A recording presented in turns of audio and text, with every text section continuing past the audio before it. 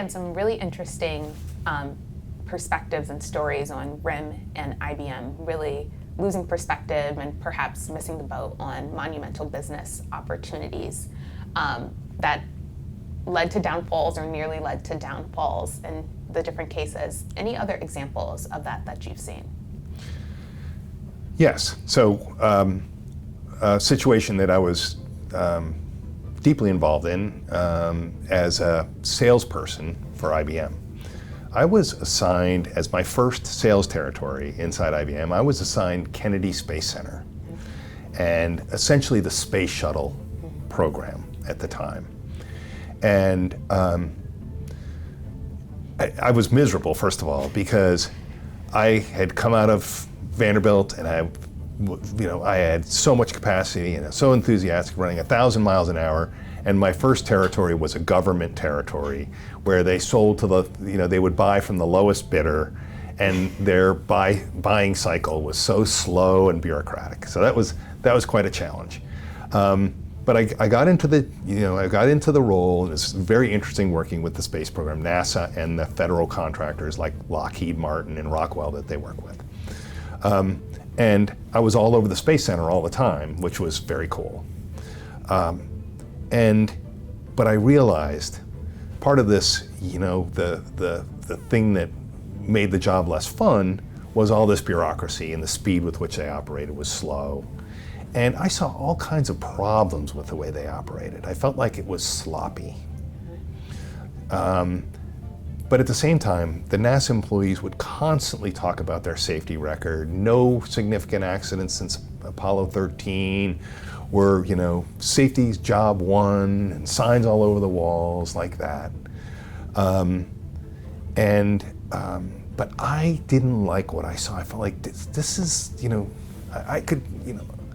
I was, standing inside the space shuttle, one of the shuttles, and, looking at this massive machine and the complexity of it.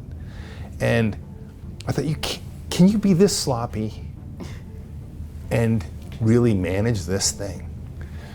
And I told my wife 3 weeks before the Challenger accident, I said, there is going to be an accident someday that you cannot function like this, and for this level of complexity to be successful.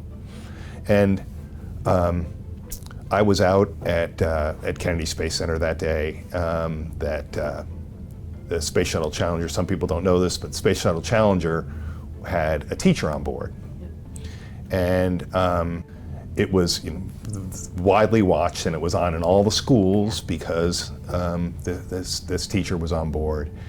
And she was amazing, heroic. And sure enough, I was at the launch site where insiders were able to be, and we saw it happen and heard the broadcast. We saw it. It was perfectly blue sky. We saw the two solid rocket boosters going in different directions. We knew something was wrong. And I ran over to one of the control booths, and I'm like looking in the window, and these people sitting in front of computers, and this sort of senior NASA guy was standing there next to me, and he just said, "We just killed the teacher." And it was like, just like this moment where, I'm standing there watching this, and I remember being so angry because I had these thoughts in my mind, like what I was seeing, I was not comfortable with, and that I had even said it a few weeks before. I didn't think it would be that day. I just thought, this isn't right. And sure enough, that happened. And there are all kinds of emotions around what happened that day. My apologies, but just going back to, aside from taking away the human element of it and talking about business, the sort of business aspect of it was they got cocky.